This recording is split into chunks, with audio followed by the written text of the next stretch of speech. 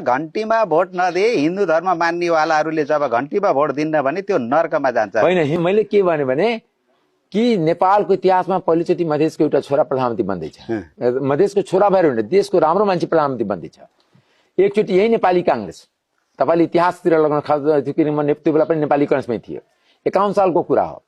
त्यो बेला तत्कालीन प्रधानमन्त्री गिरिजाप्रसाद कोइराला र तत्कालीन पार्टी सभापति केशवप्रसाद भट्टराईबीच टसल चोर्यो। 36 र 74 को कुरा भयो। लास्टमा भट्टराईजी भन्नु कि हामी दुईजना झगडाको अन्त गरौँ। विमल निधिको बुवाको नाउँ थियो महेन्द्र निधि, उहाँ सांसद हुनुहुन्थ्यो 48 सालको। उहाँलाई प्रधानमन्त्रीको अफर दिँदाखेरि त्यही राति संसद विघटन गरिदिनु भयो कि ताकि मधेसी कोही प्रधानमन्त्री नबनोस्। म तपाईँको मार्फत नेपाली कांग्रेसको सभापतिलाई खुला च्यालेन्ज गर्छु, हिम्मत छ भने कुनै मधेसी आफ्नै दलको विमल निधिलाई प्रधानमन्त्री घोषणा गरौँ न। तपाईँको गुलाम होइन मधेसी जनता।